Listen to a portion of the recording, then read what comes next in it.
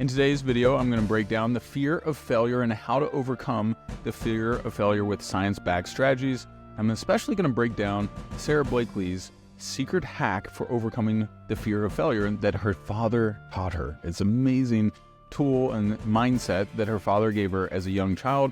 Plus, I'm going to talk about the power of the alter ego. We're going to talk about how to release trauma that might be handcuffing you from achieving your highest level of success. And we're also going to break down how to overcome procrastination and perfectionism. I call them the evil stepsisters of progress towards your greatest dream. So we're going to dive in. Can't wait. Go ahead and click the like or the subscribe button, and let's dive in.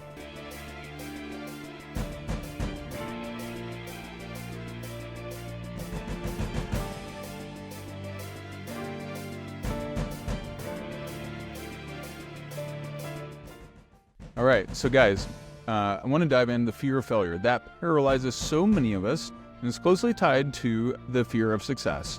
But primarily today, I'm going to talk about the fear of failure and how to redefine failure in your mindset so that you can achieve your highest and biggest dreams and ambitions, and that you can show up fully for the greatest version of yourself. Whether you're a young entrepreneur, a leader, a corporate star, whatever it may be, or you're a stay-at-home mom and you're just battling, the mindset of failure, right? And overcoming elements around that to show up fullest for you. And let's start with the first major obstacle that most of us face.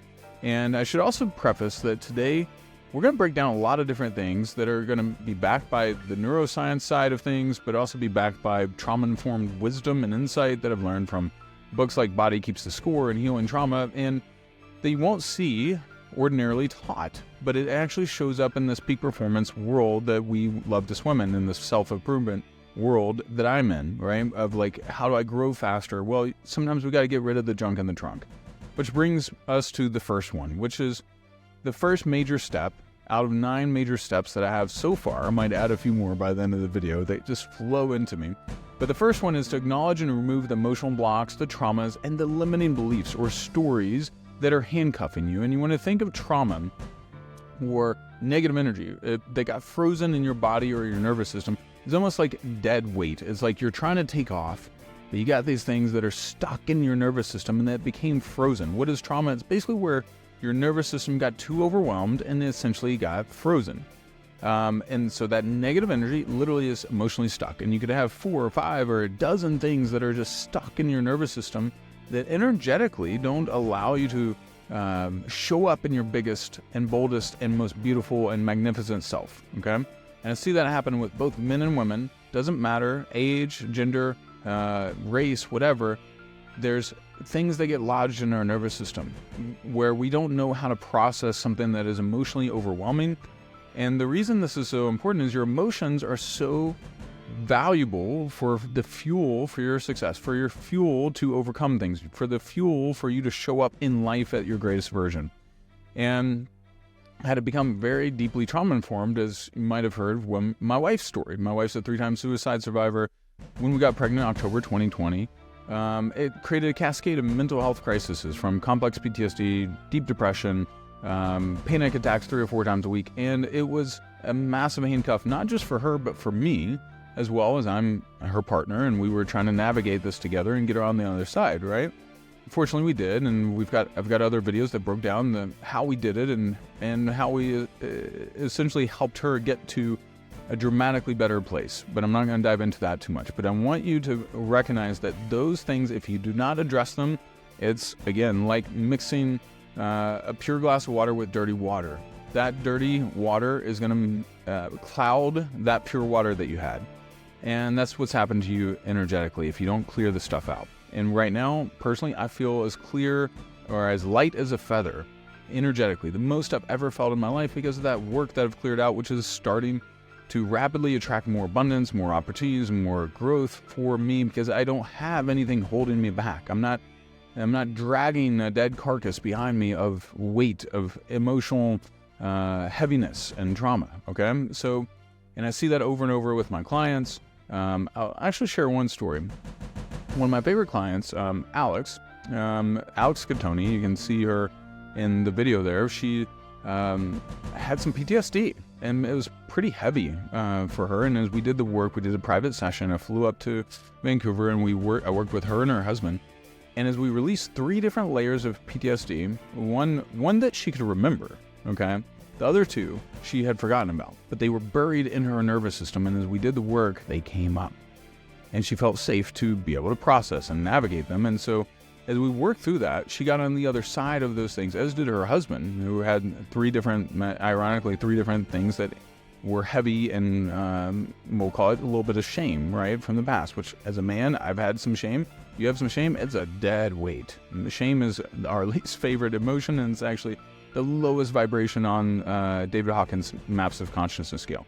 Well, as we work through those, then energetically, you can literally see them both. By the end of the day, it's like their sun was bursting through their skin, and they were full of light and liveliness, and his shoulders literally pulled back, and he just felt more powerful and more strong, and she felt more vibrant and more magnificent in her energy. And it just sparked a new level of depth and love in their relationship. So be sure to watch that video. I'll put that in the link here below. And she's a top YouTuber. She's, one of the top people in her space in the world. And we did it all in one session, okay? And so clearing that out just allowed her to soar. I anchored her in. We did some of the other things I'm going to talk about today, but that was the most massive aspect of what we did that one day. So the second thing, that's the first thing again, to recap: acknowledge and remove the emotional blocks, the traumas, and limiting beliefs. And the second thing is to visualize and anchor the successful outcome. So the reason I did the other one first is because if you have a bunch of junk and you're trying to visualize and anchor the successful outcome, it's like there's an emotional block. Your body is going to say, I don't think we can do that. That's too much. I'm blah, blah, blah. And you're commingling. You're mixing things together that shouldn't be mixed. So you got to get rid of that stuff first. And I see that over and over in my programs, my Rewired program, where we'll work through some money trauma, and boom, people will be able to lift off, because I didn't even have to teach them new beliefs. They just had to clear out the money trauma. That was the dead weight. So, but the second thing, the visualize and the anchor to a successful outcome, this is where you go off into the future. You recognize who you are, who you have to be, like who is the person that shows up to attract the wealth, the partner, the love, the healthy family, whatever it may be that you want to create, that buys the dream home. Who do you have to become?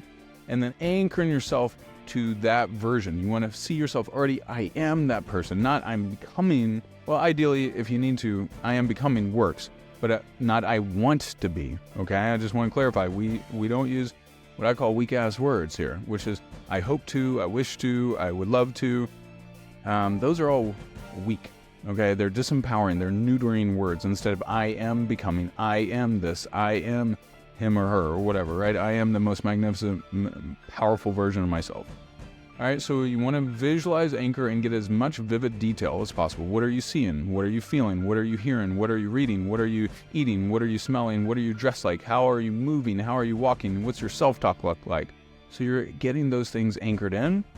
Have a great, powerful alter ego exercise. I'll put the link in here that you can just grab that and go through that worksheet as well, which I have another video you want to check out on the alter ego, which is one of the more powerful processes that you see, like Beyonce and Kobe Bryant and other super high performers that are world-renowned utilize, okay?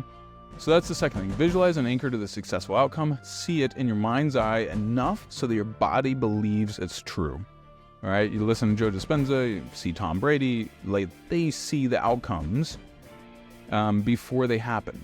So much so that it just becomes like by the time that you have that game-winning shot that you have to take and you're Michael Jordan, you've already seen the outcome 1,000 times because you've already seen that video, that mind movie play over and over and over. All right, so that's the second one. Third one, reframe failure. This is where Sarah Blakely comes in. You know what her father used to say when she was a little girl to her brother every night at dinner? He would ask her and her brother, hey, what did you fail at today?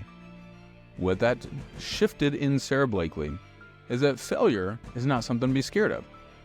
Failure is something to be embraced and something to encourage, in the sense of the more I fail forward faster, the more I learn and the more I become. You will never find someone that achieved extraordinary things that did not overcome a lot of things. right? Tony Robbins overcame so much, like no college education and working as a janitor as a high schooler and all these things, no dad. And his mom was kind of abusive, like crazy things that happened in his life. So you reframe failure, okay? Sarah Blakely took that to reframe failure is a good thing. Failure is not something to be running away from, and you'll always see that high performers at their best embrace failure as part of the growth step to get to success. Meaning every next failure leads me one step closer to my success. So I want to encourage you to really reframe failure as a good thing. If you look at the middle class versus abundant, middle class, they are stuck in failure is something to be avoided at all costs. Got to get perfect grades, got to do this, got to do that, don't bring shame to the family. Versus a billionaire, hey, they've probably been bankrupt 2 or 3, 4 times, right? So I really encourage you got to embrace failure as progress, and that's intentional growth, okay? Not just, hey, I'm winging it, I'm just going to flail around, but I'm intentionally working towards a worthy goal or dream, and I'm okay with the failure because I'm learning. Failure is learning. So seeing failure is learning. So that's what Sarah Blakely's father taught her, is that failure is learning. And it's making you one step closer to your ideal goal, and it's something to be embraced essentially on a daily basis. Wow. So if I'm embracing failure on a daily basis, I'm going to be a lot less scared, and my ego is going to be in submission to growth. Okay? So I want to emphasize that ego in submission to growth. Fourth thing, redefine success. And this is tightly tied into reframing failure. Redefine success as progress towards the desired destination. Progress over perfection is your obsession. That's one of my favorite quotes that I came up with. So you can quote me if you want. But progress over perfection is my obsession, which then also helps you start becoming accepting of the imperfections along the way and loving the progress. You want to fall in love with the progress and just find joy in the pursuit. The pursuit becomes the joy, and the obstacle becomes the way. So redefining success as progress towards the desired destination, which brings us to the fifth thing, shedding perfectionism and procrastination. When we are in a perfectionist mindset, it actually handcuffs us towards progress. Meaning we're going to stand back and we're going to be like, hands off, I can't figure out a way to make this perfect. Instead of just saying, hey, how can I make this 80% better? Which is, I learned this from Dan Sullivan's great book, 80% Approach. You can read it in like 40 minutes. But it's one simple principle, which is, and it's actually kind of borrowed from GE's Six Sigma process, which is how, if I have a big dream, big goal, and if I say, what if I just make the goal instead of going in one shot all the way 0 to 100% perfect, my first iteration, I just want to make 80% progress over where I'm at now. All right, boom. Then I make 80% progress over where I'm at after the first 80%, then the 80% improvement 4 more times. So 6 times of 80% improvement. Guess what? You're going to be like a massively closer, and you will have reframed, and your nervous system will have let go of this quest to be perfect. Okay, so I'm looking how to make 80% high quality progress. That also helps you reduce the procrastination. Another thing around procrastination is perfectionism and procrastination are the biggest things that sabotage our fear of failure or fear of progress ultimately, right? And if you can move those out of the way by creating new patterns, and new patterns being like 80% progress, is a mindset and a strategy that helps your perfectionist tendencies or procrastinating tendencies say, oh, I can make 80% progress. I can just improve upon what we have right now. Beautiful. Now you're going to be off the races, and your nervous system, it's almost like you're going to start skiing downhill instead of skiing uphill. Okay? So that's the fifth thing, shedding perfectionism and procrastination. 6, apply the 1% rule to everyday activities. And here's what I mean. How can I get a little bit better every day? And a simple way to measure it is just, can I make 3 steps forward every single day? If I make 3 steps forward every single day, I'm going to make over 1,000 steps in a year towards my desired dream and destination. So it's almost like eating an elephant one bite at a time. I don't like to eat elephants, but, supposedly that became a metaphor somewhere in our personal development world. But if I make a little bit of progress every single day, I'm going to make a lot of progress over a year, and a ton of progress over 2 or 3 years, and a mountain of progress over a decade. So 1% better every day, and the simple way to measure it is 3 steps forward every single day. And that can be like, hey, one of them could be reading a book about your chosen subject. So I read 10 minutes today. I listened to podcasts. I wrote down some ideas. I improved the landing page. I reached out and had a conversation. I tested an offer. Whatever it may be, you figure out what your steps are. But if I just make 3 simple steps forward every single day, I'm going to be in a very different destination in the year, by the end of the year, right? 7th, the power of the alter ego. I love this one. This is one of the most powerful tools that more people should use. I learned about it initially through NLP, and where I started helping people create alter egos. And then, of course, Todd Herman came out with a great book about 6-7 years ago called The Alter Ego. It's really good. I highly recommend that as well. Links in the video description. But go ahead and start imagining, and I actually take people in my Claim Your Power NLP meditation. I take people through the process to anchor and connect with their alter ego while we're deep in a hypnotic or subconscious state, where we can access what your body's connection is with his or her higher alter ego. So when you are being led by your alter ego, so I got a couple. One of them is Magic Mike. And it's not the dancing Magic Mike, but I create magic in my life and the lives of those I serve. Another one is Hollywood Mike Z. He's a little more entertainer. And when I step into those characters, guess what? I bring in different energy and allows my mind to creatively stretch and imagine and play. So I invite you to figure out some things. And I have an alter ego worksheet that you can download, and this goes through, like, how does he or she walk? How does he or she talk? What type of things does he or she not tolerate in her life or in his life?